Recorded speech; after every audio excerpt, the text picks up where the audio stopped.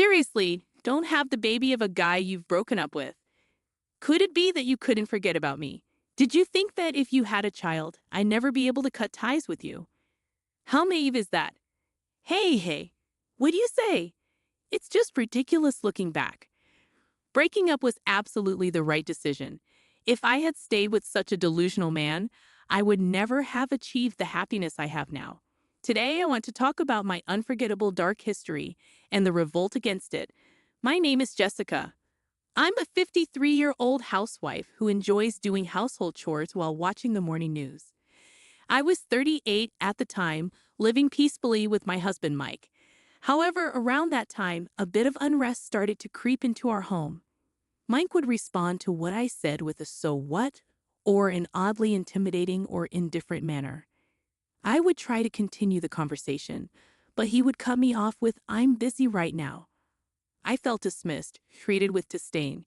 It wasn't like him at all. He used to love to chat and crack jokes to make me laugh whenever he had the chance.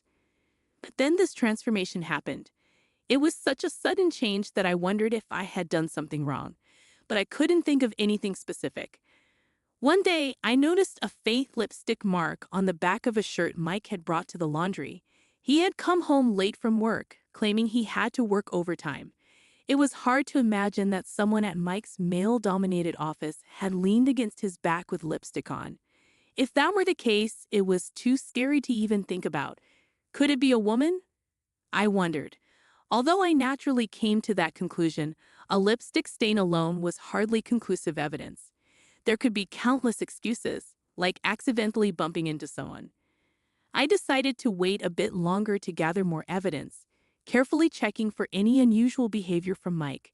Ironically, just paying a little more attention revealed a slew of evidence of infidelity.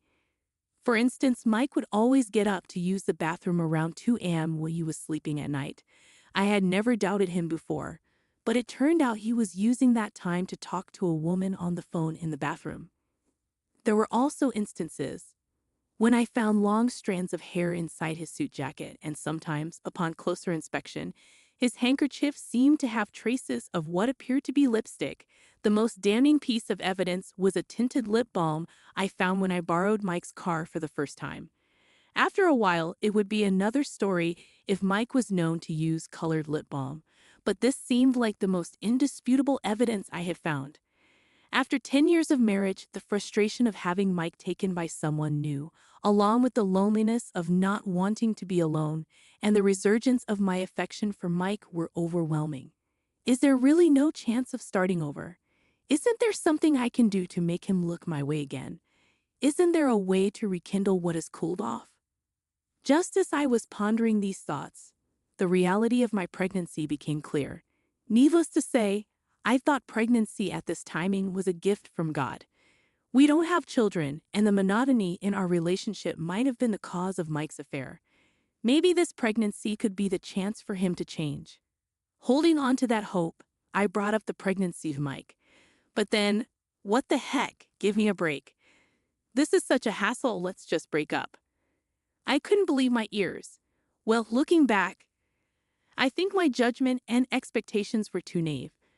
The likelihood of a man who's cheating coming back is extremely rare. Life isn't like a TV drama where things just work out smoothly. But back then, I truly believed that since we married out of love, we could surely find our way back to each other. Is that really how you're going to say it? It's your child too. Even for the child, it would be better off for a dad like me not to be around. You've realized it too, right? Seeing Mike's smirking face made my heart skip a beat. That I'm having an affair, pretending not to know about Mike's affair, and hoping the pregnancy would magically fix everything. It felt like I was being pushed off a cliff at that time. I thought if the affair was brought to light, things would get tense, and Mike would never come back. But that was a misjudgment too. I wanted you to find out and did so much to let you, but you never said a word. I was at my wit's end, waiting for you to say, "This is unthinkable. Let's get a divorce." You really made me go through a lot of trouble. You're kidding, right? I wouldn't bother with such a hassle if it were a lie. I have a cute 24-year-old girlfriend now. A 38-year-old about to get fat from pregnancy. I have no use for you anymore. Here, take this as alimony or whatever, just agree on a divorce, he said. After that, I cried for 3 days and nights. Eventually, when Mike stopped coming home, I found the resolve to divorce. 5 years have passed since then. I was afraid of growing old and being single, but fortunately, I remarried my childhood friend Steve, also a divorcee, and we live modestly with our child, Chloe. Steve had been cheated on by his wife too, a fellow survivor of a messy divorce. Being comrades who share the same pain made life with him very comfortable. On our anniversary, he would book a fancy restaurant every year, and for my birthday, he would get me something slightly expensive. I felt cherished. I hoped these days would continue forever. As we celebrated another anniversary this year, it was supposed to be a delightful dinner at our usual upscale restaurant. Wow, Jessica, is that you?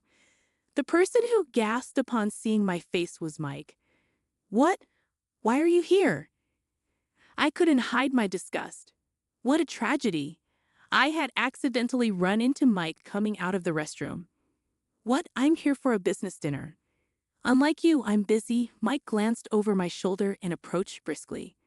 Wow, so you had the child, huh? The one you were pregnant with when we split. That's gross. Saying that, Mike grabbed the child's hand, looked closely, and began to say outrageous things. Seriously, don't have the child of a guy you've broken up with.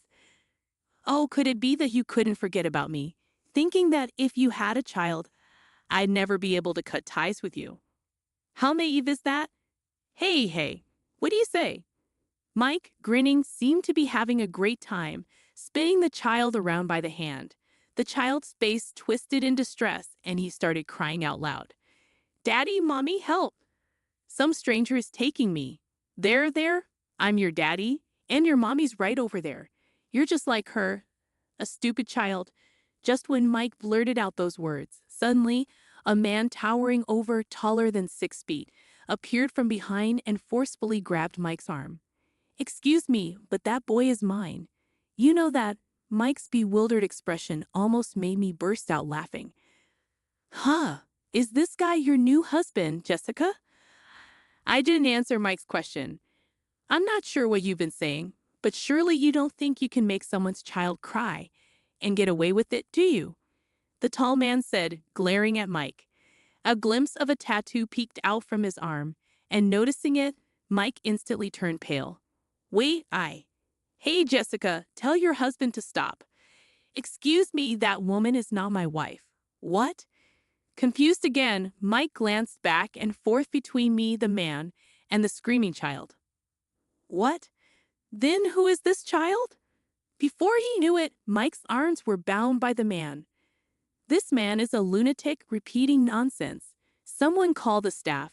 There's a man here harming a child. The man's outcries stirred the restaurant. What a day this turned out to be on such an important anniversary. With a smirk, I thought to myself, it turned out to be quite a memorable day, although unexpectedly. Waiter, over here. I saw this man forcibly grabbing a child's arm. My words left Mike gaping in shock. Wait, Jessica, what? What's going on? Seriously, I don't understand what's happening. As Mike frantically protested, I said, I am not that man's wife, and that child is neither mine nor yours. But he was right behind you. You were blocking the narrow passage to the restroom entrance, standing there like a post, preventing the boy from entering. He was simply following his father to the restroom, and you obstructed him. What? Really? You might want to make people the butt of your jokes, but you should be careful of jumping to conclusions. Why don't you look around a bit more? Shut up. I don't need to be lectured by you. Indeed, my valuable words probably wouldn't reach a suspicious person like you. I'm not a suspicious person. Well, any man who approaches an unknown child, grabs their arm, and then uses baby talk like, I'm your daddy is undoubtedly suspicious, no matter how you look at it.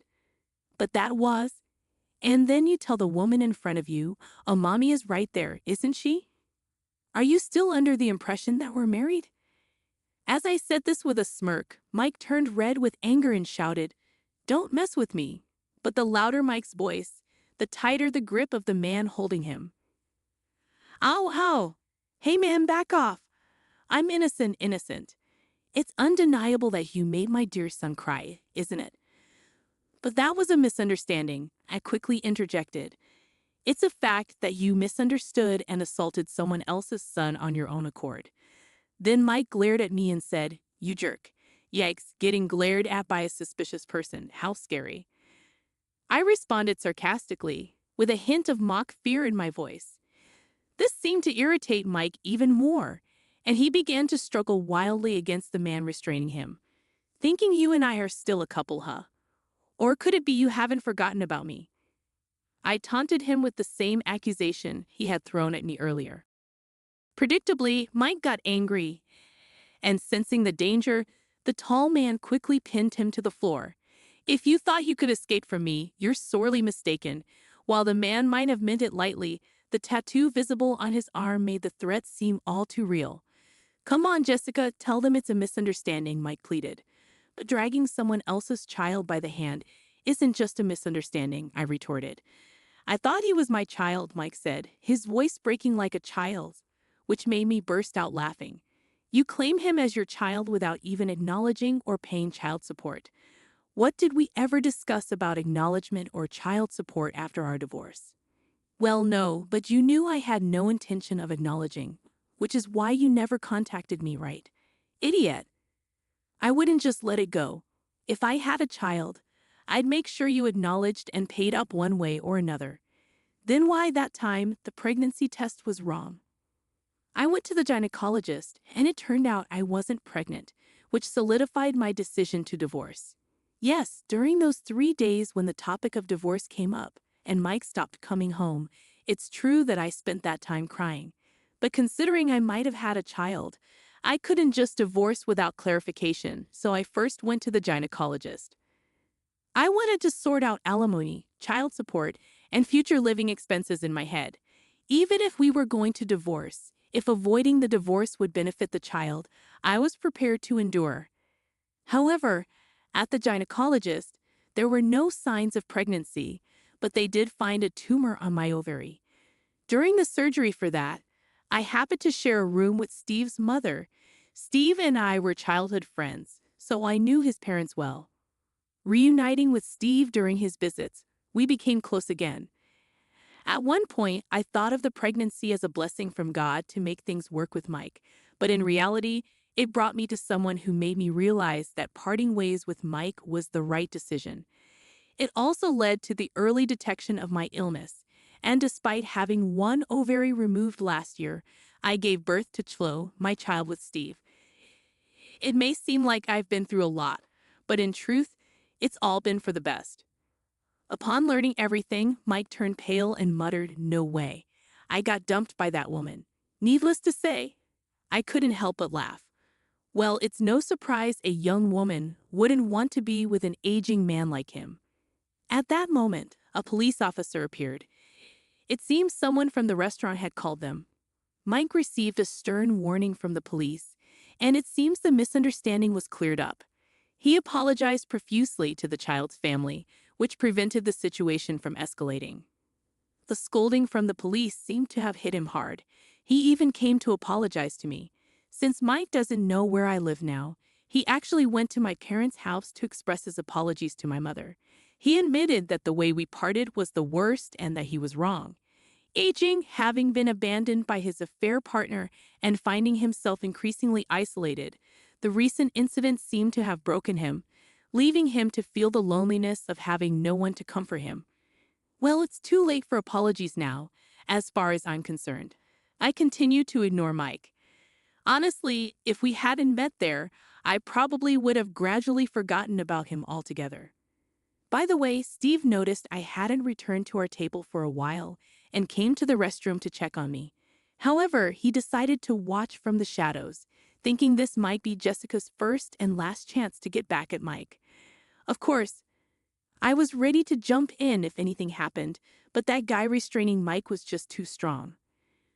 That guy apparently used to live in Mexico and was the captain of a football team there, I mentioned. No wonder he's strong, I guessed. I had no role to play there. I was seriously scared. Thought he was from some dangerous profession or something, he said with a laugh, and I couldn't help but laugh along with him. Normally, one might say something like, not very manly of you. But Steve doesn't have to deal with Mike, and I believe it was a problem I needed to resolve myself. I acknowledged that I lacked strength during the divorce. In the end, I simply went along with the divorce as Mike wished and received a standard amount of alimony from Mike and his affair partner. Reality doesn't always progress like a fairy tale, so getting an exorbitant alimony was out of the question, and I had lost the strength to fight back. But I believe I finally became truly strong by standing up to him with unwavering resolve. In the end, now I can proudly face Steve and Chloe. Coincidentally, this year's anniversary became a new beginning for me, and now with Steve becoming a freelance architect and his income doubling, I quit my part-time job and am enjoying life as a relaxed housewife. When I ask Chloe, who's somewhat in a rebellious phase, to do something, she complains, but when I stay silent, she quietly helps out. This trait of hers is something that only Steve and I see secretly find irresistible. Though Chloe is our only child due to a late pregnancy, our family of 3 and our 2 dogs live a life that's lively, perhaps too much so. Despite never having children with Mike, I was able to conceive and give birth at an older age with Steve, even with just 1 ovary remaining. In a way, I consider this to be fate. As a child, I secretly dreamed of marrying that special someone destined just for me, and who would have thought that dream would come true with a second marriage? Sometimes I allow myself to indulge in such dreamy thoughts.